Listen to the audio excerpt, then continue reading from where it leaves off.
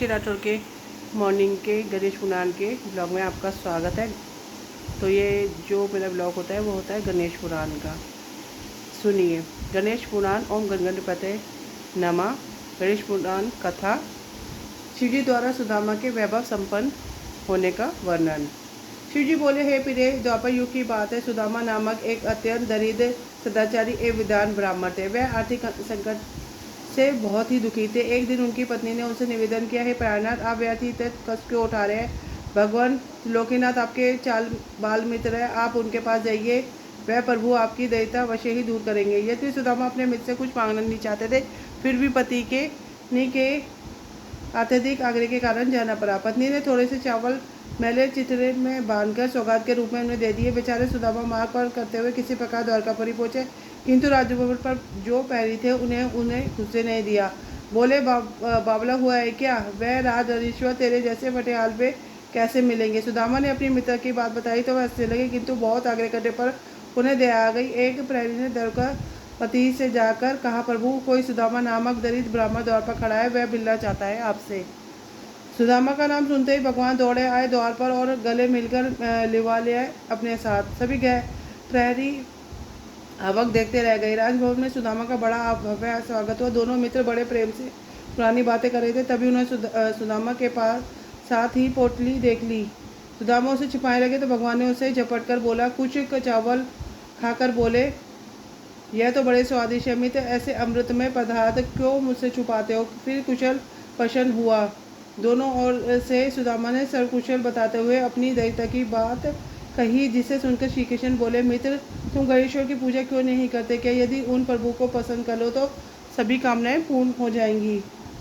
सुदामा ने कहा, गणेश्वर कौन है? उनकी पूजा का विधान क्या है? भगवान बोले, गणेश्वर उस ब्रह्मा परमात्मा का नाम है जो अनादि अनंत सर्वेश्वर एवं परम पूजनीय है। ब्रह्मा, विष्णु और शिव ही उन्हीं के अनुशासन में रहकर सृष्टि के संग पालन और लय करते हैं। यही वह प्रभु एकमात्र उपासनीय एवं सर्व कामदाता है। समस्त देवता, ऋषि मुनि एवं वेदत ब्राह्मण उन्हीं गणेश जी की उपासना में सदैव लगे रहते हैं।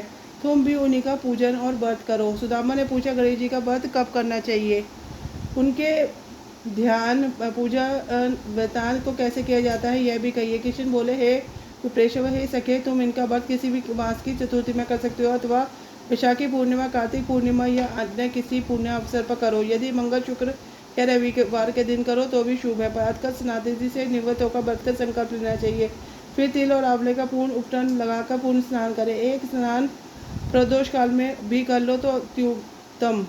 स्नान के पश्चात स्वास्थ्य वाचन, पुण्यवाचन एवं नवग्रहों का पूजन करो। धरती को गोबर से लिपकर पूरे चौकी रखकर उस पर कलश स्थापन करो। फिर गणेश जी की धातु की मूर्ति स्थापित कर घोरोपचार से पूजा करो। भोग में उत्तम गृहस्थी के साथ निर्मित मोदक रखें। यदि वह संभव न हो तो समस्त उपचार मानसिक भी हो सकते हैं। मित्र, भावना सर्वोपरि है, इसलिए पूजन में भक्तिभाव भी विशेष फलदायक होता है। यदि श्रद्धा हो तो पूजन कार्य संपन्न होने पर ब्राह्मण को भोजन करावे, यथाशक्ति दक्षिणा। सबके अंत में अपने परिवारजनों या पत्नी पुत्रादि के साथ बैठकर स्वयं भोजन करें। यह व्रत का विधान तुम्हें बता दिया है। सुदामा बोले, इस व्रत को पहले किसने किया था? श्री कृष्ण ने इसके उत्तर में कहा, एक बार पहले के पश्चात सृष्टि की उत्पत्ति होनी थी, परंतु ब्रह्मा जी को अनेक विघ्नों का सामना करना पड़ा था। ब्रह्मा जी ने गणपति का पूजन किया, उनसे शक्ति प्राप्त करके उन्होंने सृष्टि की रचना का कार्य का संपन्न किया। हे सके, तुम मुझे भी दुष्ट दलन करके धर्म संस्थापनार्थ अवतार लेने की शक्ति उन्हीं गणेश्वर से प्राप्त हुई है।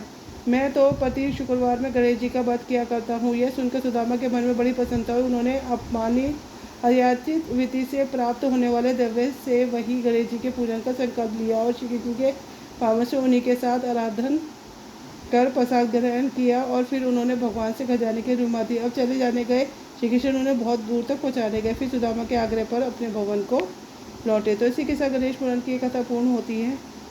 ओम गणपतये नमः।